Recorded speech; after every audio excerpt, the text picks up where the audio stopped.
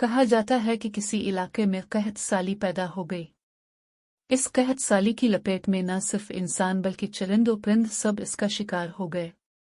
मवेशी मालिकान बेहद परेशान थे। इस दौरान एक मस्जिद के मौलवी ने जुमा के खुतबे में निहायत यकीन के साथ ये बात बताई कि अल्लाह का नाम लेकर यानी बिस्म अल्लाह पढ़कर दरिया को हुक्म दिया जाए तो वो भी नाफरमानी नहीं करता। खुतबा सुनने वालों में एक चरवाहा भी मौजूद था। मौलवी की ये बात इसके दिल में उतर गई और इस बात पर उसका यकीन कामिल हो गया। इसने वापस आकर अपनी बकरियां खोलीं और सीधा दरिया पर चला गया। ऊंची आवाज से बिस्मिल्लाह अर्रहमान अर्रहीम पढ़ा और दरिया को कहा वो अपनी बकरियां चरवाने के लिए दूसरे पार जाना चाहता है और इसे कहा कि मुझे अपने ऊपर से गुजरने दे। ये कहकर उसने अपनी बकरियों को लिया और दरिया पर चलता हुआ दरिया पार कर गया। दरिया के दूसरी तरफ का इलाका घास से भरा पड़ा हुआ, दरख्तों के पत्ते भी सलामत थे क्योंकि किसी को यहां तक आने की रसाई नहीं थी। इसने खूब अच्छी तरह अपनी बकरियों को सैर करवाया और वापस लौट आया। फिर ये इसका मामूल बन गया कि वो बकरियां पार छोड़कर वापस आ जाता और शाम को जाकर बकरियां वापस ले आता। इसकी बकरियों का वजन दुगना चौगुना हो गया। लोग चौंक गए और इससे पूछा कि वो अपनी बकरियों को क्या खिलाता है। वो सीधा साधा और साफ दिल नौजवान था। उसने साफ साफ बात बता दी कि जनाब में तो बिस्मिल्लाह अर्रहमान अर्रहीम पढ़कर दरिया पर चलकर अपनी बकरियां दूसरी तरफ चरवाने ले जाता हूँ। ये बात सब ने सुनी मगर किसी ने इस चरवाहे की बात पर यकीन नहीं किया क्योंकि ये नाकाबिल यकीन बात थी। मगर बात होते होते मौलवी साहब के पास पहुंच गई।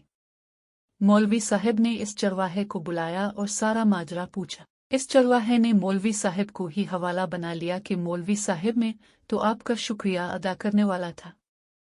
अपने जुमा के खुतबे में जो नुस्खा बताया था कि बिस्मिल्लाह कहकर दरिया को भी हुक्म दो तो वो भी इनकार नहीं करता, तो मैं तो बस आपके नुस्खे पर ही अमल कर रहा हूँ। मौलवी साहब हैरत से उसके चेहरे को देखते रहे।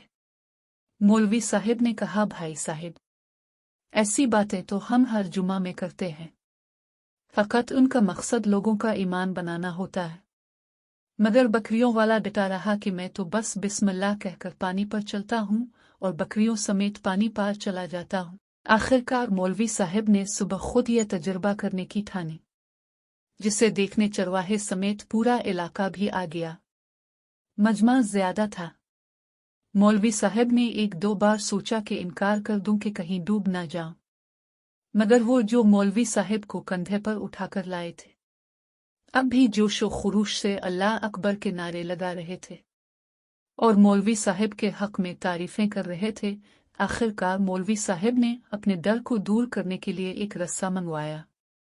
पहले इसे एक दरख्त के साथ बांधा, फिर अपनी कमर के साथ बांधा, फिर डरते डरते ढीला ढाला बिस्मिल्लाह पढ़ा और दरिया पर चलना शुरू हो गए। मगर पहला पांव ही रखा था कि पानी में गिर गए। मौलवी साहब डुबकियां खाने लगे और पानी के बहाव में बहना शुरू हो गए। लोगों ने खींच खींच कर बाहर निकाला।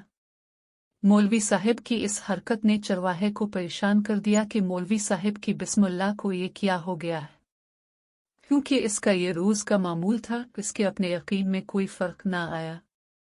इसने बिस्मिल्लाह कहकर बकरियों को पानी की तरफ इशारा किया और खुद उनके पीछे चलता हुआ पार छोड़कर वापस भी आ गया।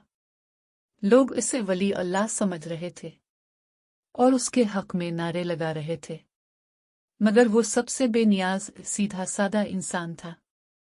वो मौलवी साहब के पास पहुंचा और कहा, मौलवी साहब, मैं आपकी बिस्मिल्लाह की तारीफ से काफी परेशान था, मगर पानी पर चलते हुए मुझे आपकी बिस्मिल्लाह की बीमारी का पता चल गया।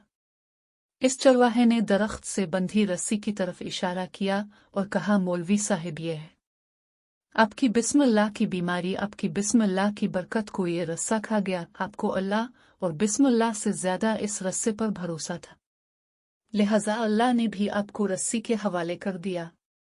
फिर कहने लगा, मौलवी साहब, आप भी कमाल करते हो। मैंने आपके मुंह से सुना और यकीन कर लिया और मेरे अल्लाह ने मेरे यकीन की लाज रख ली, मगर आपने अल्लाह का कलाम सुना मगर यकीन नहीं किया, लिहाजा आपको अल्लाह ने रुसवा कर दिया।